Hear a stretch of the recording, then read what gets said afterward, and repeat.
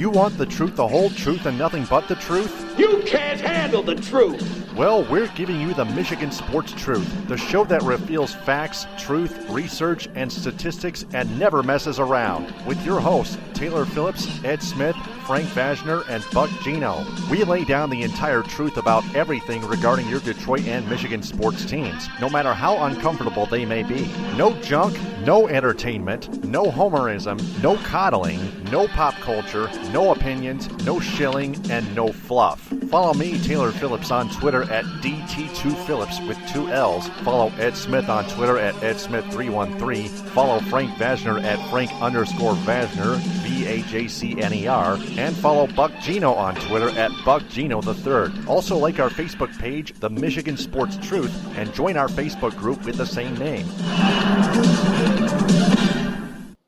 The hosts of the Michigan Sports Truth podcast do not take any suggestions or criticism from any member of its audience on how it should be run. It is up to the host to decide what they want to cover. They also do not intend to be any amount of popular in any way, shape, form, or fashion. Additionally, the views of the audience, right or wrong, do not reflect the actual truth revealed on this program.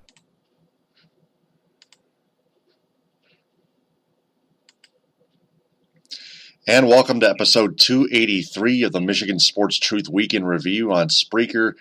Taylor Phillips and Ed Smith. Ed Smith's got something to say about the occurrences of Donald Trump and the players and the teams before we get to our topics. Ed, why don't you fire away? Thank you so much, Taylor. First of all, good morning to you. I hope your weekend was at least a little bit better than mine, or at least close to the same level.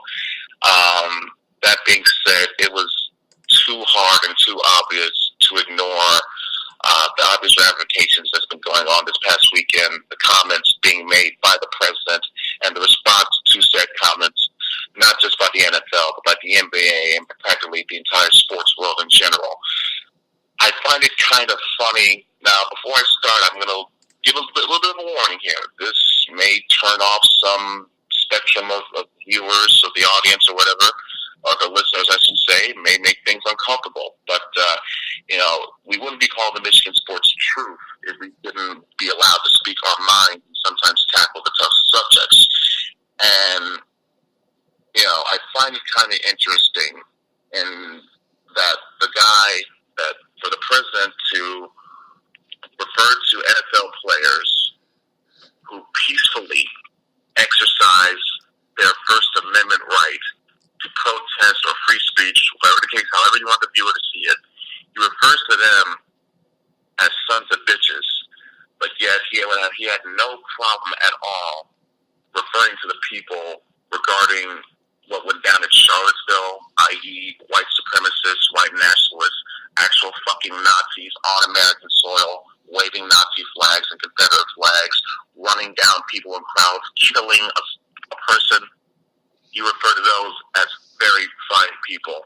I found it very interesting that the president, on a rally speech in all states, Alabama, claims to rile up the crowd by using the rhetoric and comments that I just mentioned before when speaking about this issue and the players.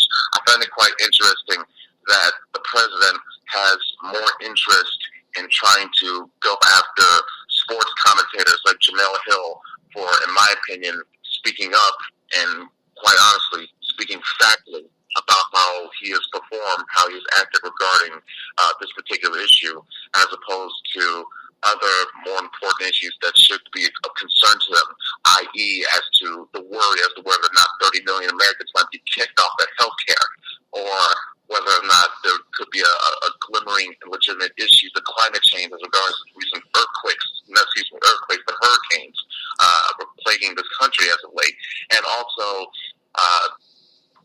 arguably on the verge of starting a nuclear war with North Korea because he can't keep his fucking rabbit mouth shut on Twitter. I find it interesting, and he seems more concerned about calling out Steph Curry than calling out members of his own party that wants to do, like I mentioned before, with taking off with this horrific health care bill that's going to do more damage to Americans than any type of positive progress they want to spout or whatever. With his comment it be LeBron James, Kevin Durant, Steve Nash, Steph Curry. The list goes on and on and on. If I could list every single person that had a thought to say about what the president said, it would take up the whole hour. And some would say, "Oh, why don't you stay in your lane and stick to sports?" Well, how about you tell the guy that apparently you voted for to stay in his lane, and then maybe I'll do the same. If not, then I think that we should still have this type of discussion. Comment. If the president wants to inject himself in this conversation, then I think we should have that right to respond and show our own place in this kind of conversation. It is no secret that I am not a Trump fan, but at the very least, I wanted to give him some type of credence or some type of time to prove himself, because after all, that is the office that he's holding. But if I'm looking at a man who is showing no respect for the office he holds, how do you expect me to show respect for him in return? Okay, and for those that might have an issue with, kneeling during the anthem, if you don't like that it represents that maybe something as a tad bit disrespectful, that's your prerogative. But the issue is not whether to kneel or quote-unquote disrespecting the flag. The issue, which is why Colin Kaepernick, as after all this time is now being made look into a martyr, he was bringing light, I should say, to the issue of police brutality in this country. That was his message. It wasn't fuck the troops, it wasn't fuck the country, it wasn't fuck the flag, it was, hey, I'm speaking up for people who aren't able to speak for themselves. That's what this whole issue started out and snowballed off from there and spun in different directions and different talking points by people that don't know what the fuck they're talking about to fit their narrative. So I'm very glad and very happy and proud to see not only this hateful and disgusting rhetoric being responded to, but also being proven wrong by the unity that we saw. We can have disagreements on many different sides and many different spectrums on many different topics, but at the end of the day, we are all Americans living on the same country, living under, the same guidance principles that we're taught to believe, i.e., liberty and justice for all. Not just one specific group of people or one specific demographic, for all Americans. And if we can understand that or find a way to achieve that as best as possible, then this is not a progressive country, period. So I was very proud and happy to see, whether it be in the NFL or even in the WNBA or high school. Or in the NHL. Exactly. Players, coaches, owners, whatever figure you want to use or think about, used, like I said, the First Amendment rights to speak out and speak against this hateful rhetoric and hateful noise. And I was very proud of them for doing so. And speaking of that stick to sports line, that's what I hate people. That's what I hate when people tell me just stay in my lane and stick to sports. They can suck my ass. They can second deck as well. Nobody tells us what to do on our show. So there you go. I'm with you, Ed, on that one. So, with that out of the way, let's now transition to football, and let's start with the Lions this time. Touchdown, Detroit Lions! They lost 30-26, and what I do mean by that, they lost not only because he was Golden Tate down by contact. The Lions got outgained in rushing and passing yards, and they did not convert on third down. But let's get back. Let's start with a spot here. Let's fast forward here. The final series, Matt Stafford decided to pass from the 1. He only had 1 yard to go, and the first two plays were incomplete because all the receivers were covered. Then the third down, with 11 seconds to go, Stafford decided to pass again. He found Golden Tate. He caught it, and he appeared. And in the live feed, he appeared to have crossed the plane to score what would have been a game-winning touchdown with 8 seconds left. The clock stops at 8 seconds, and it was a scoring review, and it was pretty damn close, as everybody could tell.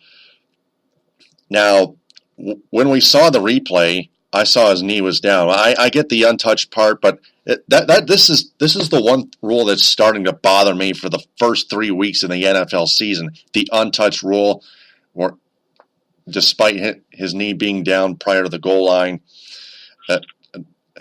this untouched rule, this I don't agree with. Okay, it's a phantom rule. The NFL keeps making up Louis Tenor and I mentioned that last night. The NFL keeps making up weird rules by the NFL. Kind of like the Kenny Galladay catch, which they gave him a touchdown. They gave him the okay, obviously. This is unlike Golden Tate, who had his touchdown actually reversed with a 10-second runoff, and with 8 seconds left, and the Falcons won that game 30-26, which I thought was originally the good call because here's what.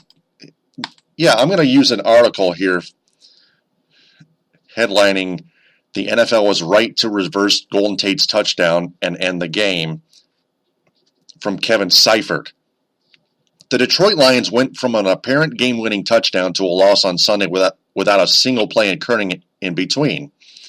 Here's what happened along with why Kevin Seifert rightfully thinks that referee Walt Coleman and his crew ultimately made the correct call. With 12 seconds remaining, Lions quarterback Matthew Stafford threw what appeared to be a 1-yard touchdown pass to receiver Golden Tate, a score that would have lifted the Lions to a 32-30 lead over the Atlanta Falcons with 8 seconds left. Tate caught a low pass and appeared to dive over the plane of the end zone. There were 8 seconds remaining when Coleman's crew signaled for a touchdown. That stopped the clock, of course. All scoring plays are reviewed automatically by the NFL, especially the close ones, at least.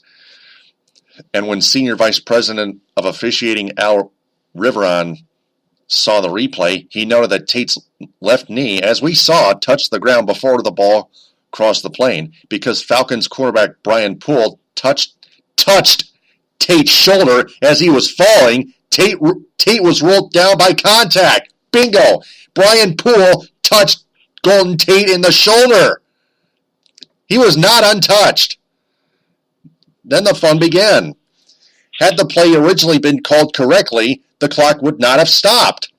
In all likelihood, the clock would not have stopped because it was a complete pass, not incomplete. It was a complete pass. In all likelihood, it would have expired before the Lions could run another play. To be fair, Lions head coach Jim Caldwell said afterwards that his team, quote, certainly could have gotten another play off. Caldwell said, "We practice it all the time," but it was fourth down. The Lions can't spike the ball, though, by the way. But regardless, the NFL instituted a rule earlier this decade to account for such situations. Rather than allow a team to get a free stoppage of the clock inside the 2-minute mark, NFL rules now require that there to be a 10-second runoff to simulate as best as can be done. How much time would have run off absent the incorrect call initially? Teams can terminate the 10-second runoff by using a timeout, but the Lions were out of them. So because there were only 8 seconds remaining at the time of the score, Coleman correctly ruled that the game was over. It was a jarring and counterintuitive ending to a highly competitive game, but it matched the NFL rules. Consider it from the Falcons' perspective. Would it have been fair to them for the Lions to get another play? But by rule, they stopped Tate short of the goal line with the clock running. In the end, the NFL got the best and most accurate outcome it could have hoped for. This reminds us of the 2014 ending in London between the Lions and the Falcons. The Lions were not hit with a 10-second runoff. they handed Matt Prater a second opportunity at a game-winning field goal as time expired. He hit it. Lions won 22-21. I remember it pretty damn well. Now, the Falcons got something in return just last Sunday or yesterday, and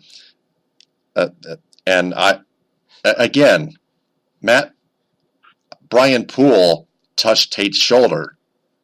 He was down by contact because the touchdown was called initially incorrectly and had to be reversed.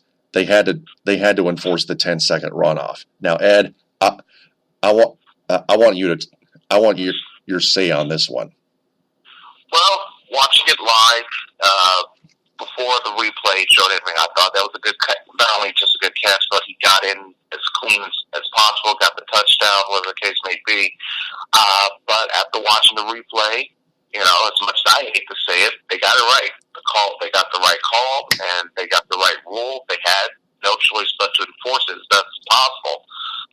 So the issue, I think fans, disappointment that they might have or anger they might have, they could save the refs, but in actuality, it's just to the rule itself, because the refs, they made the right call.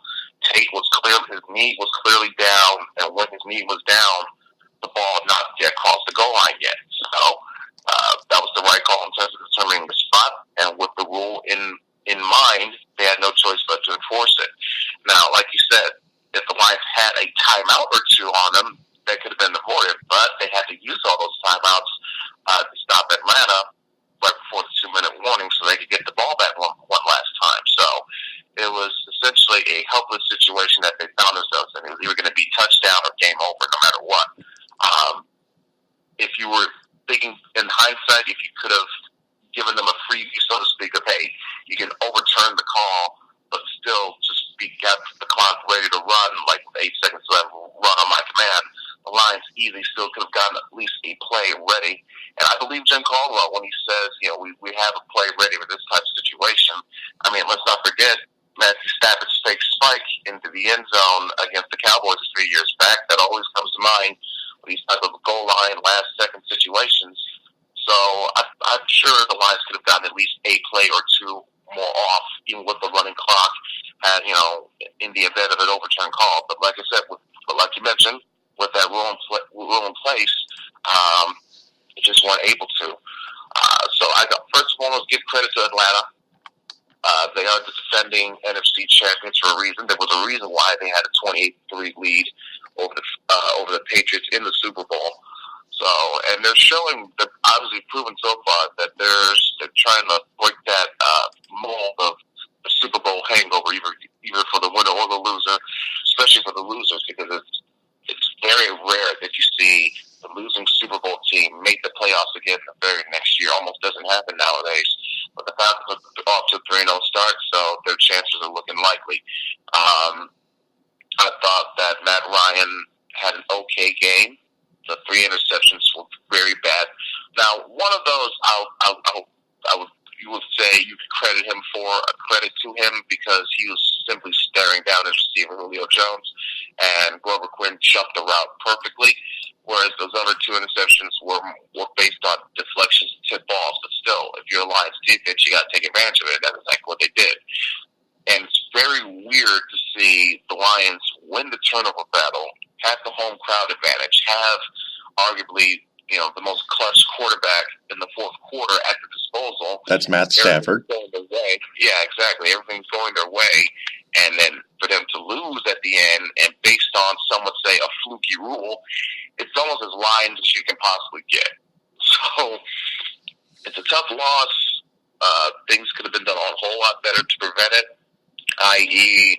having more production, getting more playing better defense. They give up 30 fucking points. Well, listen, this is the Atlanta Falcons defense that has the reigning MVP in Matt Ryan, who has one of the best receivers in Julio Jones, a solid running back in Devontae Freeman, and other complementary weapons as well, such as Taylor Gabriel, who had that 40-yard sprint for a touchdown, and Mohamed Sanu, a player that I had talked about last week in the preview as one of the possible weapons for Matt Ryan line to go to in case Julio Jones is going to get doubled. And even still, Julio still got it. He got 7 catches on 12 targets for 91 yards. Didn't have a touchdown, but his presence still was there, and it allowed for the other receivers like Gabriel, like Sanu, to get involved and get those touchdowns. So this is a scary offense for a reason. Like I said, they were up 28-3 on the Patriots. Not just only what their defense was doing, but their offense was making plays too. Right. So giving up 30 points to this Atlanta Falcons offense is nothing to be ashamed about. If you're the Lions, though, there were some big chances to convert on money opportunities, i.e. the interception, one of the interceptions by Slay, where you got it, in good field position in Atlanta territory, and instead of converting it into a touchdown, you came away with a field goal. There was a lot of times where the Lions could have just punched it in, but they had to settle for kicks and threes. So take away those field goals, convert them into touchdowns. We're easily looking at having a different discussion right now this morning, saying, wow, the Lions are 3-0, they may be something scary. Now, I still believe, as a heartbreaking loss this is, in a way, it kind of still makes them look kind of strong. This is where all my years of watching professional wrestling come into play, because this was essentially a dusty finish where one wrestler who looks, he doesn't get the win, but he looks as strong as possible. This is what applies here. Matthew Stafford officially does not get the win in the record book, but he essentially still threw the game-winning touchdown pass. The Lions just didn't count due to the rule and whatnot. So this is something that, while it's going to sting, the Lions should use this as a lesson, motivating factor / tool, and something to learn and build upon. Say, hey, we can compete with just about anybody in not just our conference, but anybody in the league, as they just showed on Sunday against, remember, the defending conference champions that had a 25-point lead in the Super Bowl. So if you can be that competitive up to the final snap with that team, that should give you the confidence that you need to compete with anybody else in the rest of your schedule, especially those green and yellow dudes from Green Bay. Yeah, that's pretty important as well. But still things to get better on. They had a step back in the running game department this week. They had 71 yards combined total as a team, whereas Devontae Freeman had 106 by himself. Drop passes, i.e. Eric Ebron, I understand, he's a big guy, big target, but, there's a reason why we've talked shit about him now for 3-4 seasons now, because he's just unreliable. Yeah, he's been unreliable to a fault, and for a top 10 pick in the first round, that's not what you want to see or expect out of your player. I'm not even going to mention the whole Aaron Donald or Odell Beckham Jr. thing, because it's like beating a dead horse. But it never makes Ebron look good when he has these types of subpar games, and you're watching OBJ fucking having pulling one-handed catches out of his ass against the Eagles. So a lot of lessons to learn from this game, but for the Lions, I think this is something that should not cripple them, but should encourage and empower them. Yeah, but the fans still feel crippled about that call in the end. They still... Like I said, I guarantee you most of those fans, we all don't read the rule books, clearly. And so they weren't going to understand it as well. So for them, this is probably the first time they heard of this rule. So when they heard it being enforced, they were like, oh, shit, what is this? More bullshit. I won't go jump on the conspiracy train that the NFL's out to get the Lions, because that would make you think that they've done something, accomplished something over the past 60 years to warrant such conspiracy theory. I'd be more inclined to believe that the NFL is trying to get the Patriots than I would believe them trying to get the Lions. Because, or to even keep it more specific, I would be more inclined to believe that NFL officials, NHL officials have, back in the heyday, like say 08, 09, 2010, was doing bad calls on purpose against the Red Wings in the playoffs, then I would believe the narrative of the NFL trying to get the Lions. Because unlike the Lions, the Red Wings have accomplished something. They've won games. They've won championships over the past 20 years. let alone 60. So you can stop with that narrative. I understand Lions fans, you're hurt, you want somebody to blame, but the fact of the matter is this. You didn't get it done, time ran out, you just try to move on to the next game. Yeah, and the next game is at Minnesota at U.S. Bank Stadium against the Vikings, who are 2-0 at home, 2-1 overall. The Lions fall to 2-1. They're going to the tough place to play, but last year the Lions at U.S. Bank Stadium came back and beat the Vikings 22-16 last year. A game-tying 58-yard field goal by Matt Prater as time expired in the fourth quarter, and then Golden Tate a game-winning touchdown. Yeah, but it was more so, once again, based on Matt Stafford magic in the fourth quarter. Yep. Now, as we saw yesterday, he can still pull that out. He clearly has not lost that step, lost that touch in his game. Excuse me. So it would be good to see how he does, if he can be more consistent, have more of a closer game that he had against the Giants last week than he did against the Falcons this week. I thought he had, because I remember he started like 11 for 13, then he went over 5. Then he had a good second half, but just slight bubbles of inconsistency compared to, in my opinion, a much better game that he performed against the Giants the week before. There was also things, I know I'm flipping back and forth between the Falcons, but there was one thing I got to touch up on and mention. One thing that was working for the Lions' advantage was the short game, the short passing routes, because the Falcons, they played, for the most part, a cover 3 defense, not cover 2, but cover 3. So that allows for more better help, chance for more better production for underneath routes from your receivers. So we saw with that, especially from your running backs. We saw James White do it in the Super Bowl. We saw the Bears do that week 1. Even the Packers with Montgomery to an extent the week before. So it didn't surprise me to see Theo Riddick and Amir Abdullah and especially Golden Tate underneath get all these catches and use the yak to their advantage, yards after catch or yards after contact. That's what kept the Lions in the game. You may try, now depending on what type of defense or scheme that Minnesota runs, the Lions may try that same game plan because for all intents and purposes, especially with the short passes out the backfield, that is an extension of their running game because they're not your prototypical line up in between the tackles and push downfield. They're just not. So they need whether it be the trick plays, not trick plays, but all these little short plays, short passes to get themselves involved more without relying on, third and long situations. Stafford's got to extend himself. No, set yourself up on first and second down, get yourself some actual third downs, and Stafford to be more efficient. So it's going to be interesting to see, the quarterback matchup is Stafford versus Case Keenum, because I think Sam Bradford is out with an injury again. So this game could go down to the wire again, like we saw last year. But I'll wait just a little bit before I make my pick because I don't want to get too much ahead into the next yet. Yeah, it's only Monday, so do you want to do another podcast regarding the prediction between the Lions and the Vikings? Well, I wish I could, but something is coming up this week that's going to take my time away. I'll let you know in private what that is, Taylor. But off the air.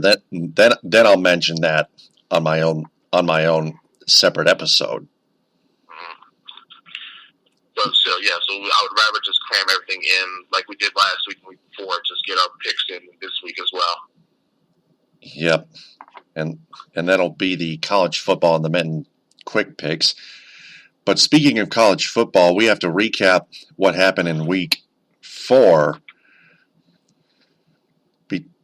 involving the Wolverines, Spartans, Broncos, Chippewas, and Eagles. Let's start with the Wolverines. Touchdown, Michigan!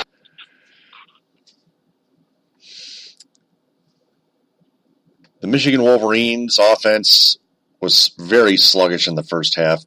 They trailed 10-7 to Purdue at West Lafayette. At halftime, they only got 131 total yards. And then they came back. They pulled away with a 28-10 victory. John O'Corn Wilton Spate got injured, had a soft tissue injury. John O'Korn did the rest of the work. He like Jim Harbaugh pointed out, he played really well, made the big plays, and I agree with that. John O'Korn has to be the better quarterback than Wilton Spate, evidently. Wouldn't you think? It's looking like it. I think O'Korn, obviously, he was brought into the game essentially cold because he wasn't expecting Spate to go out with an injury this early. But once he got his footing underneath him, got some snaps in, got himself into that in-game mode, he was able to perform as well as possible. Even with that interception, that was based more so on a deflected pass than a bad throw because it was right on target to his receiver. It was just batted up and defended well. Aside from that, O'Korn, 18 for 26, 270 through the air, and a TD. Not to mention showing some nifty footwork and versatility with his elusiveness. I think it's safe to say he has looser legs than Spate, and with his movement and shifting, it's easier for him to implement scrambling, as we saw on the one play where near his goal line, he was almost sacked, but he somehow managed to keep his balance, stayed up, and delivered a pass down the field for a big gain on a first down. That was essentially all on him extending that play. Reminded me of like Eli Manning against the Patriots in the Super Bowl 42 before the Davids. That's how O'Korn was able to extend some plays on certain instances. I also was very impressed by Michigan's running attack. It started slow, but as the game wore on, as you saw, the passing game being as efficient as possible, it opened up some more holes for the running game to perform better. And from especially Chris Evans, he had a couple of touchdowns. One was a 10-yard scamper to put Michigan back in the lead in the third quarter. And then, of course, the one late in the fourth, effectively. He's not the biggest guy. He's not the strongest guy, but his speed is everything. The saying goes, speed kills.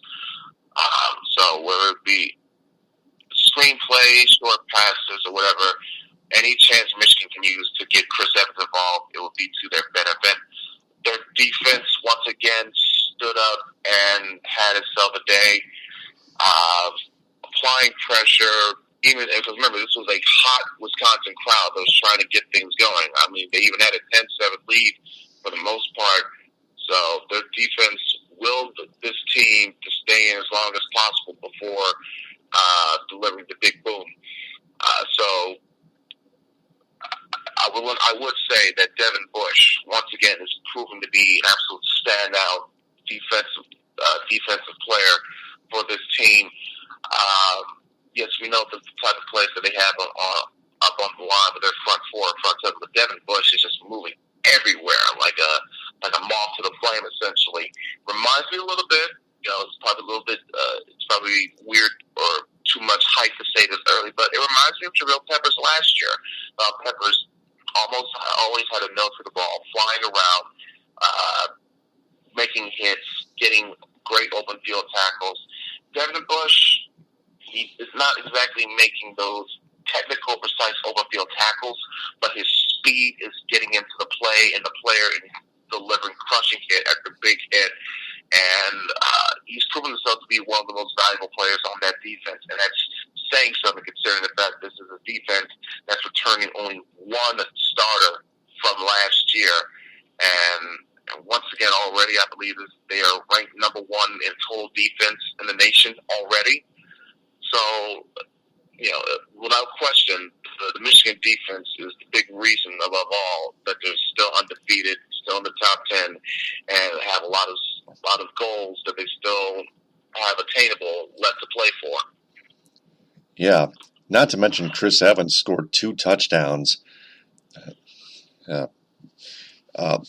That's one of the players of the game, along with John O'Korn and Devin Bush.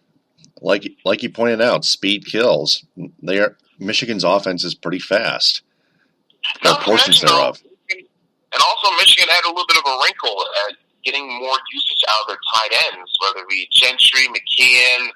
I know I'm missing one or two players' name. Pogge was one, and players start with an S. I can't remember his name, but O'Corn used those tight ends to his advantage to get himself involved. Karan Higdon? No, the tight ends, not the running back. Okay. Karan Higdon's the running back. That's right. Tarek Blackett was a wide receiver out for the rest of the season. But anyway, yeah. That's how the Michigan Wolverines offense got it done, and their defense shut down the Boilermakers in the second half. Nate Shoney, that's his, Shonel. Nate Shonel. Nate Shonel, Zach Gentry, Sean McKeon, those three tight ends. So it's basically like if you spliced Sheep Buck's jeans into 2 or 3 different carbon copies, that's the result that you got on Saturday. Oh yeah. The Wolverines will have a bye week coming up. I think it's the right timing for that bye week. Perfect timing for the bye week. Gives players chance to rest, heal up for some injuries, i.e. Wilton State. It may create an interesting dilemma once they return from their bye to take on Michigan State, who's going to be starting QB. But we'll cross that bridge when we get there. So if you were to ask me, I think John O'Corn did enough to solidify himself a spot because Wilton State's had opportunity after opportunity this year, and he just hasn't shown any consistent improvement. Now, if you ask me, I think some of that stems from the fact that he still hasn't been quite the same since he broke his collarbone against Iowa last year, or severely injured his collarbone, I should say. And he's been Jekyll Hyde ever since. He had the 2 picks against the turnovers against Ohio State, and of course his play. I thought he was mediocre, below average at best in the bowl game against Florida State, and then we've seen from his play this year so far. Is that lingering signs of his injury, or is it something much more deeper than that? Hard to tell because it's not. Harbaugh doesn't really wax poetically about that. But if he's not, if he's not healthy enough, clearly you give O'Corn a start. But even if he was, I would still lean towards O'Corn because he seems to be the fresher leg QB. And State has had time and opportunity to prove himself this year, and he just hasn't quite gotten the job done. I know it's a big game to try this experiment out, at home rivalry game against your in-state, rival. But I think it would switch things up for the game plan, give NSU something to really think about to scheme against for this upcoming game. Yep, the upcoming game is against Michigan State. The Spartans not having a good game last week at Notre Dame, home against Notre Dame. Touchdown, MSU! In fact, they lost to the Fighting Irish 38-18. Notre Dame got off to a hot start, scored a touchdown on the first drive of the game, and then Brian Lewerke threw a pick 6 to Julian Love. The Spartans responded back, but the Notre Dame Fighting Irish were too much again. The Spartans, too many penalties, too many turnovers. The Irish won hands down, 38-18.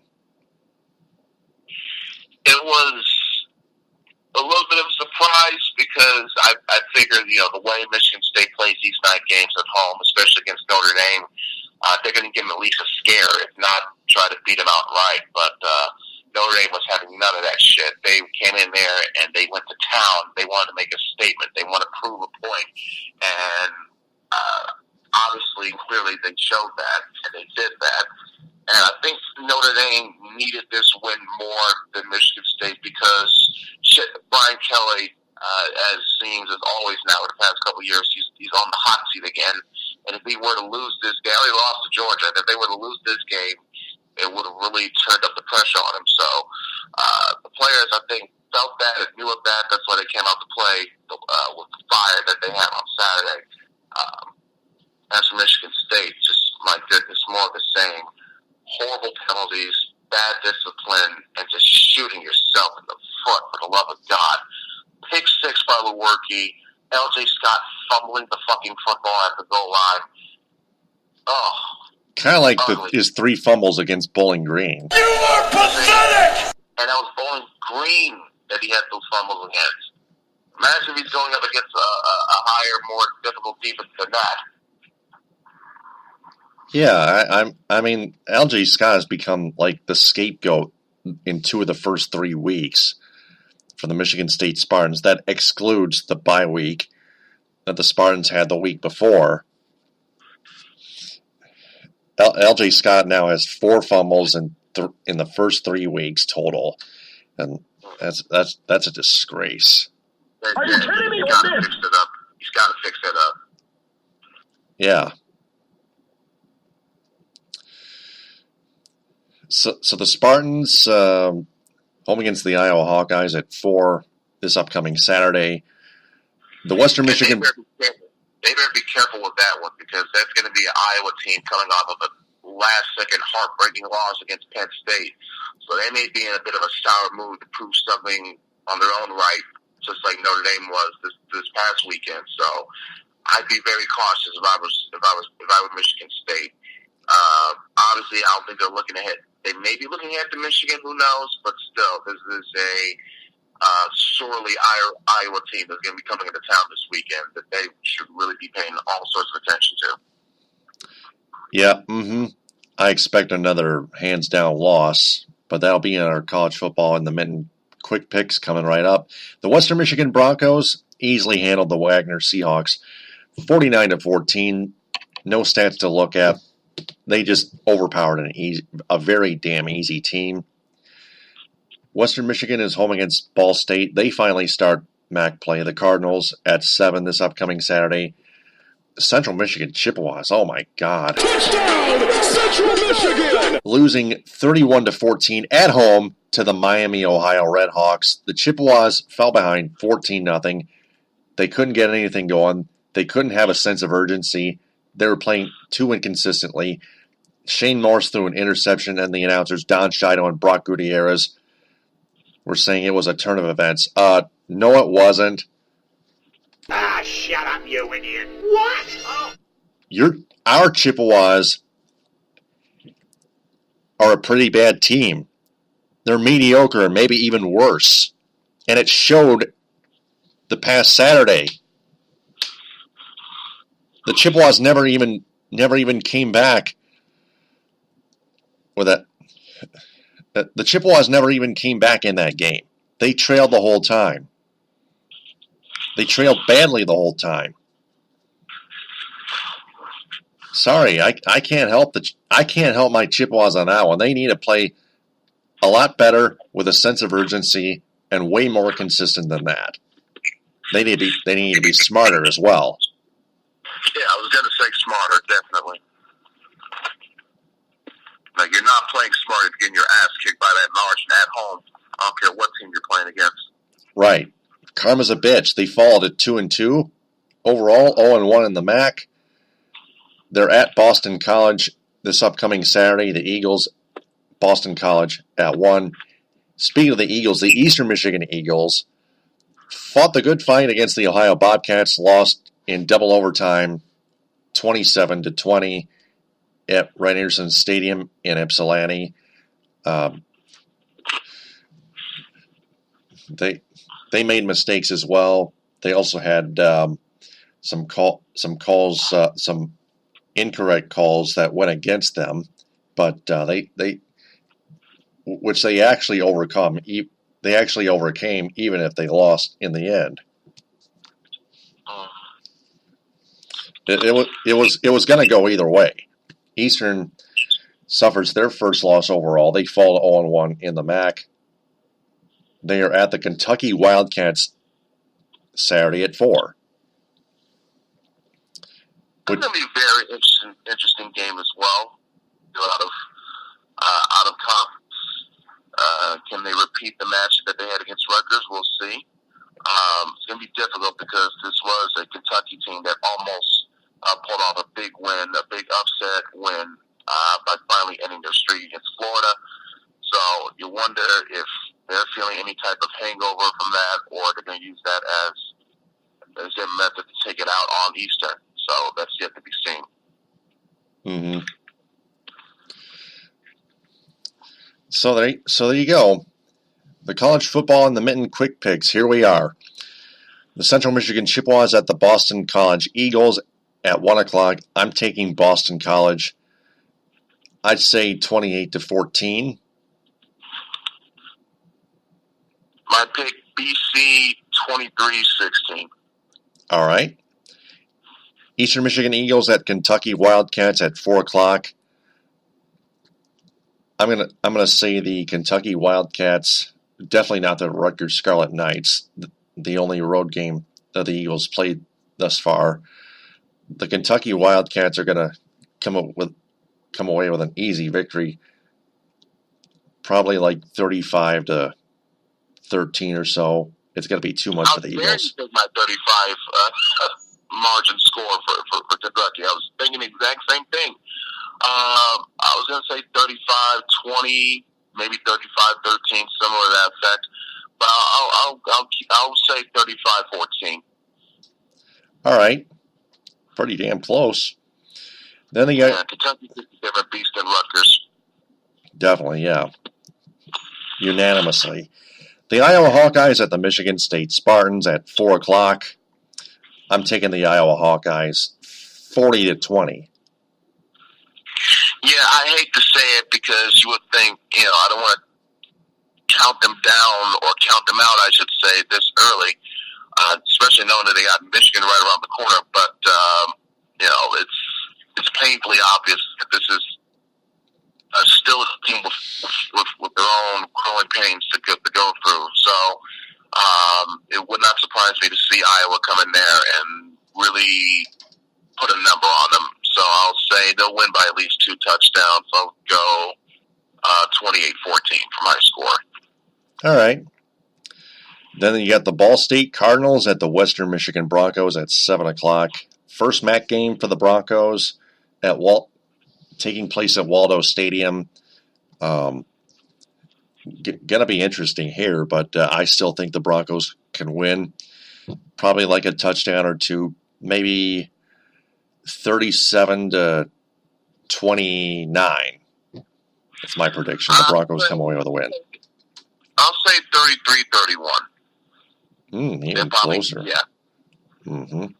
So that's college football and the Mitten quick picks. Ed, I'll let you save your Lions prediction for later, but I'm going to predict the Vikings to win 28-24.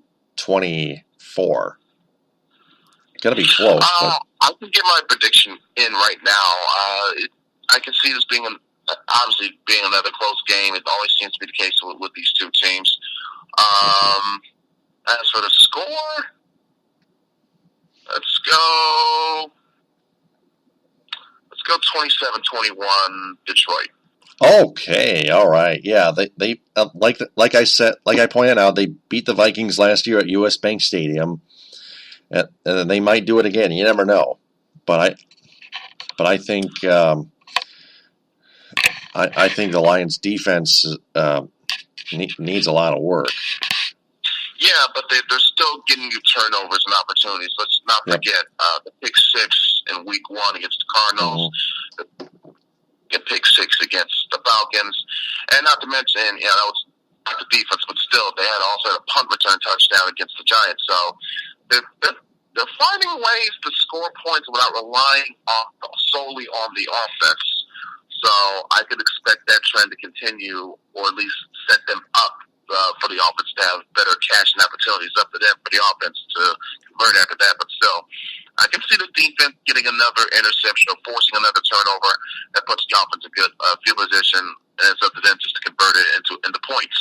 So by that, like I said, it'll be another close game, but the Lions do just enough to win, hence my 27-21 score.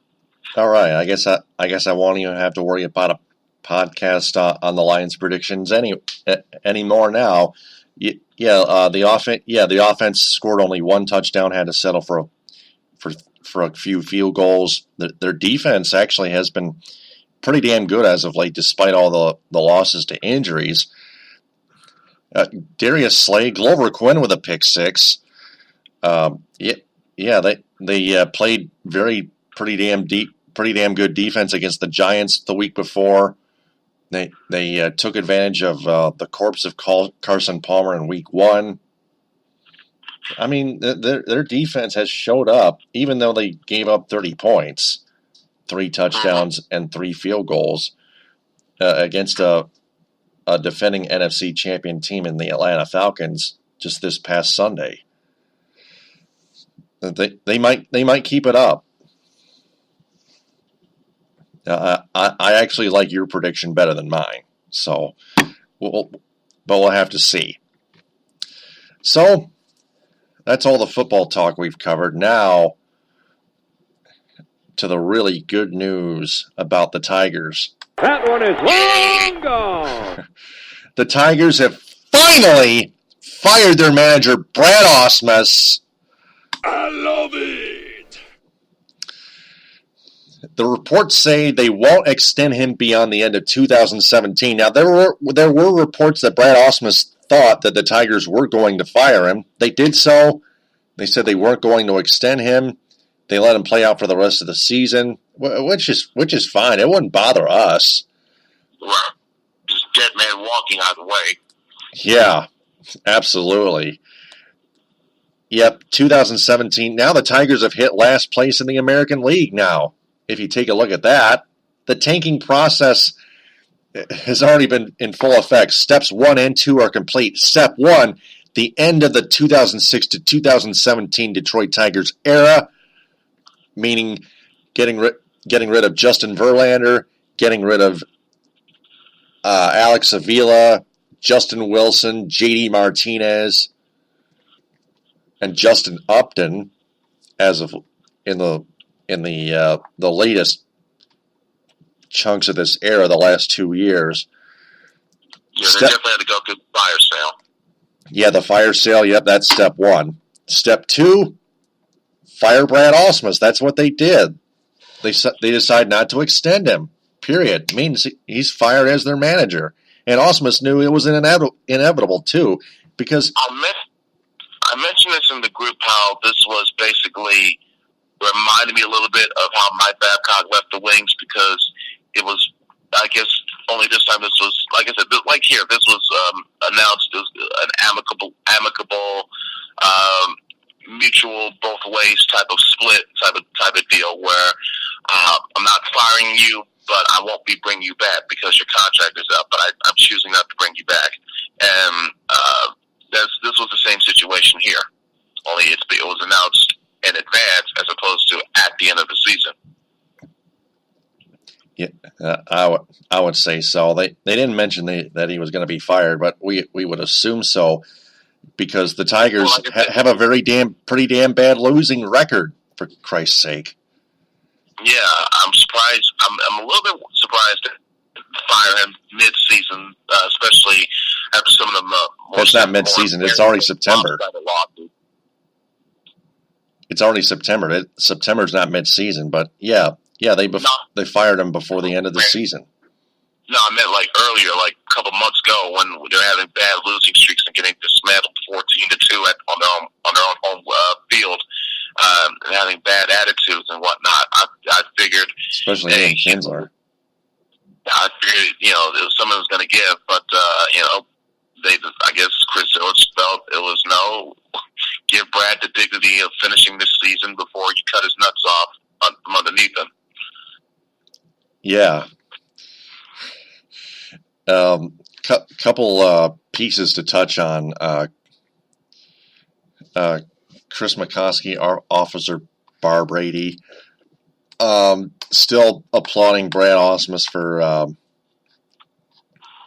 I don't know, just having a good run, I guess. But let me scroll down all the way here. Didn't Bennett had an article saying he was defending Ausmus, yeah. of course. Even though he spent years and years defending this guy. Yeah, he gave him a B, a mid-range B this year in mid-season, a B. Yeah, there we go. I found it. There you go. He said Ausmus wasn't perfect, but principled. I mean, McCoskey was trying to make a stupid excuse.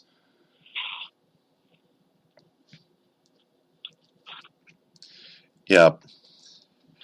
He said everybody who thought he was too green, too smug, too Ivy League, too smartest guy in the room, too deer in the headlights, too laid back, you can stand here today and say about time should have happened 2 years ago. Ausmus is an imperfect manager, certainly. I don't want to cause anybody too much trouble. This is an asinine. This is just an asinine article.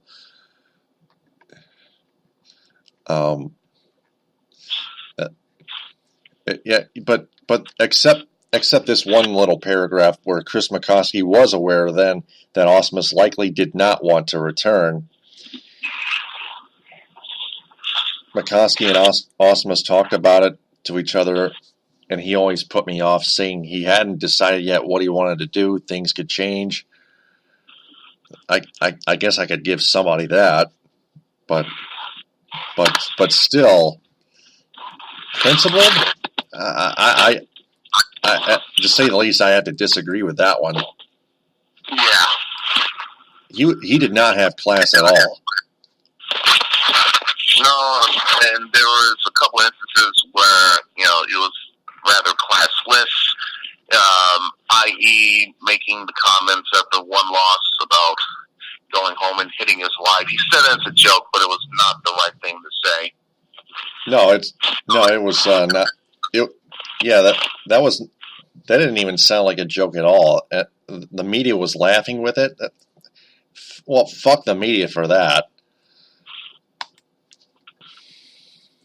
I mean, that's classless. The manager was classless, and so were a few of their players, like Justin Verlander, Victor Martinez, Ian Kinsler. But Brad Ausmus did not have any class or principle. Oh, he was not principled, and he did not have the smarts with the in-game decisions, and he was just squatting on the stairs, just watching the game, not even knowing what the fuck is going on, not even caring, just being a laid-back beach bum, a mimbo imbecile, leaving stars in the game too long. It's all finally over with. Thank goodness. For Chef Boyardee. Clever. Yep. Yeah. Now the question is, who the hell are they going to hire? That's the thing. From what I've heard, there are two open candidates: Lloyd McClendon and Dave Clark. Are you kidding me? God.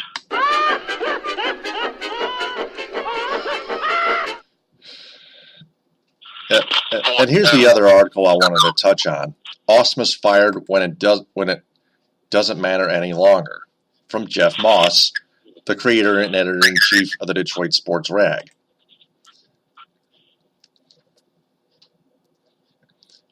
Jeff Moss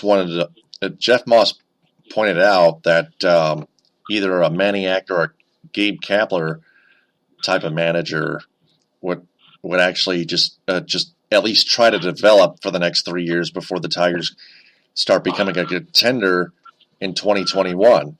They need smarts. Lloyd McClendon and Dave Clark, they don't have that. Neither of them have any of that, or much thereof, to say the least. And Jeff Moss does have a point too. A manager has to have smarts. It's going to take about that long, 3 years or two, whichever, to develop. this team into a smarter team with a lot more class. Yeah, I had to add that on there. This is no longer the Brad Ausmus days. At least the Tigers are not having Gene Lamont as a candidate. So there's that. Well, keep an eye on it though. But there's that. Hoping not.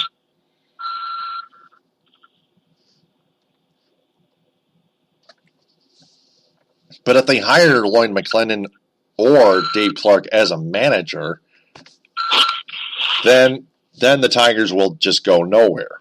Period. Yeah, basically it would be... in fact, they wouldn't even avoid 2003, where they suffered 119 losses. I mean, it's getting close enough. You're nearing 100 losses. So. Oh, yeah.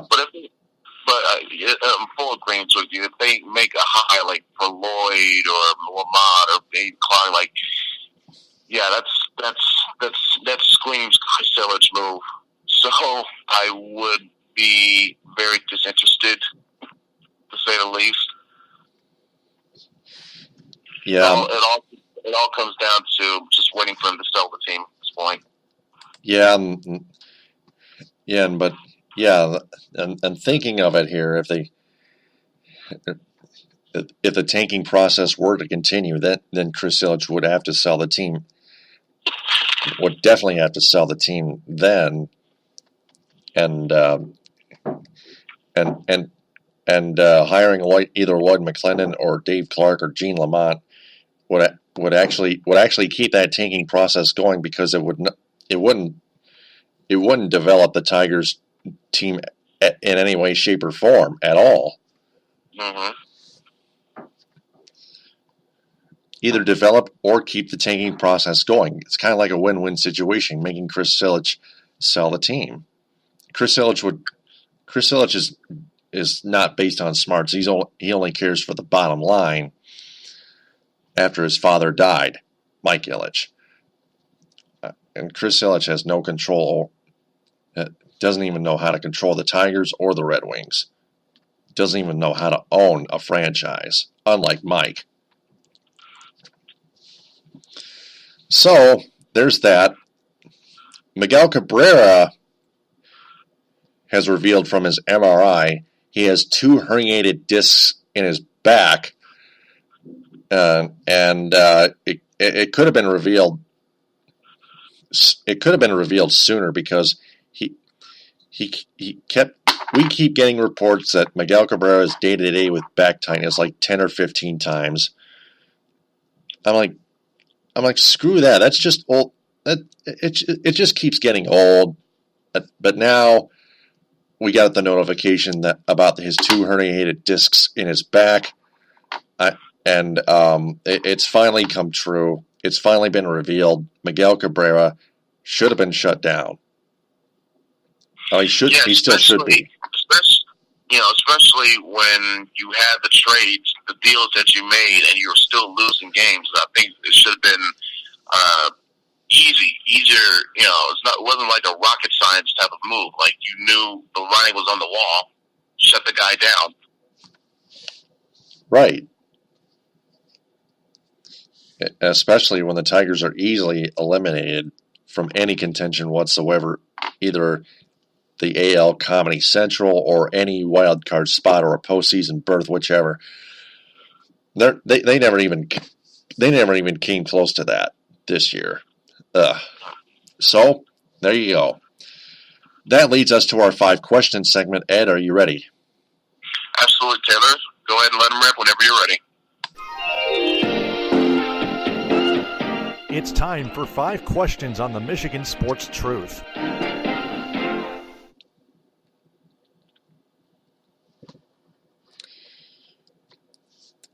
Question number 1. Should John O'Korn be the starting quarterback for the Michigan Wolverines? In my opinion, yes. He just needs some more. He just needed more reps to get himself shake off some type of rust or whatever, to get himself loose and more fluid into the game. But Spade has got enough chances. It just hasn't been working out, and if this injury is more serious than expected than what previously thought, then this is prime opportunity now for John O'Corn to get some more reps. Mm-hmm. So I'm all for it. Oh yeah, me too. Next question. Question number 2. Could the Lions have run the ball instead of passing in their final series at the 1-yard line on 1st and goal? Not really, because let's say they don't get it and they're stopped. Do they really have enough time to line everybody back up and get off one out?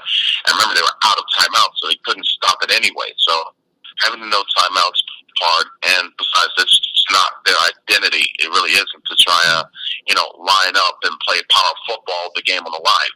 I mean, it's clearly evident. So, to me, have to go for the win, especially in the shotgun formation.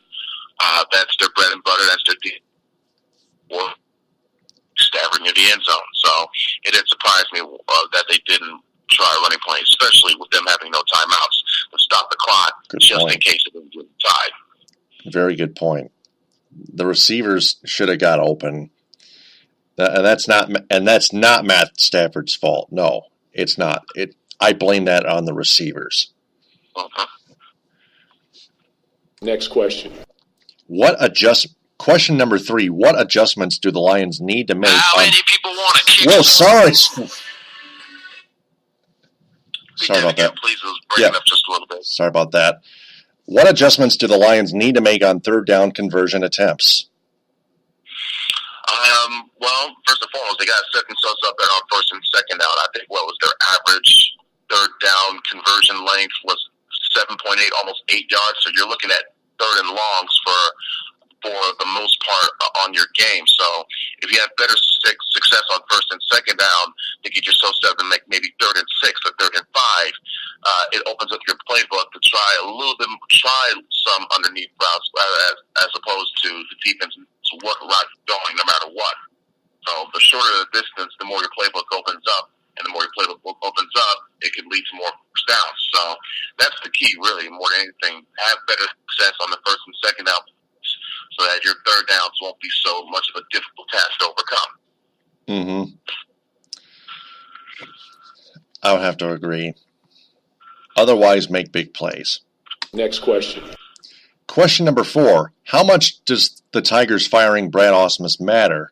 Well, it matters slightly because Chris Ilitch is still the owner.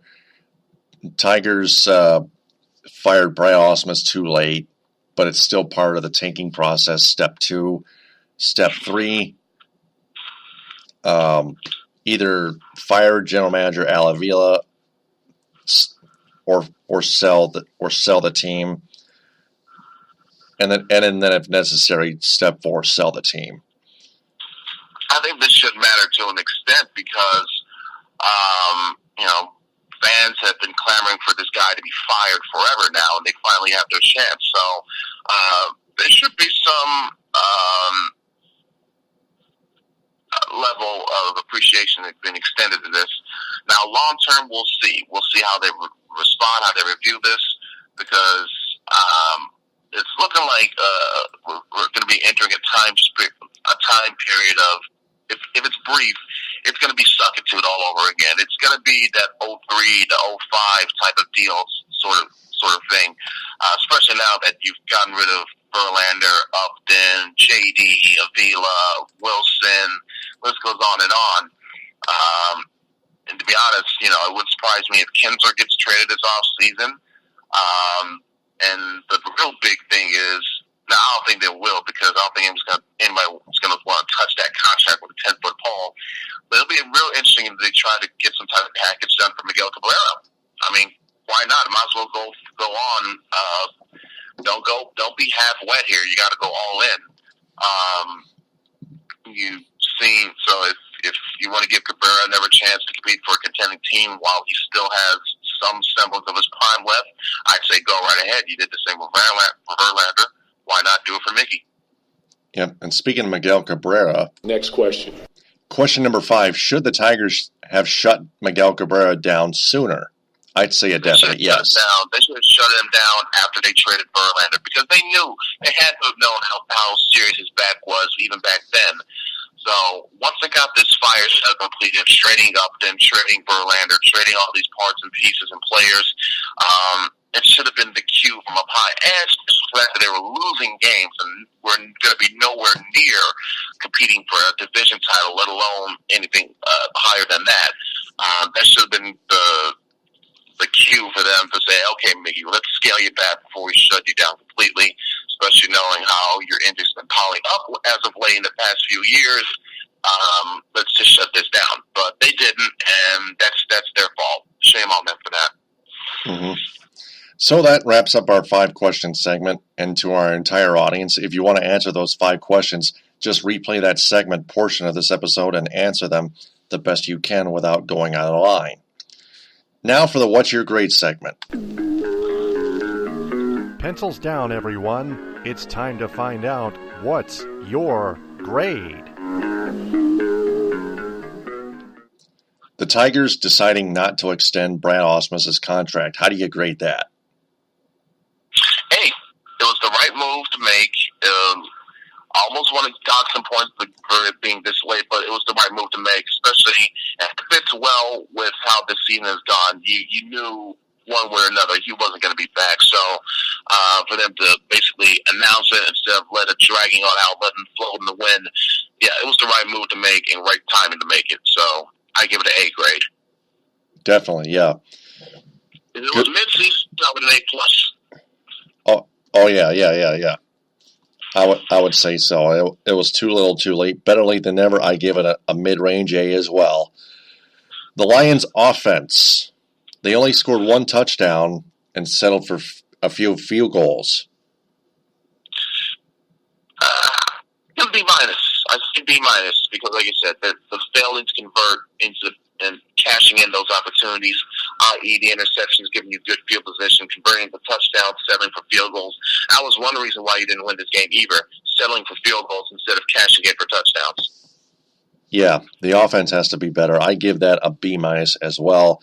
I mean, they got into Atlanta Falcons territory a few times, but had to settle for field goals.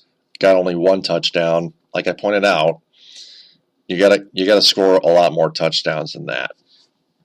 And the Lions' defense, I would say I'd give them at least a B+, maybe an A- somewhere around there. I would say a B+, to be fair.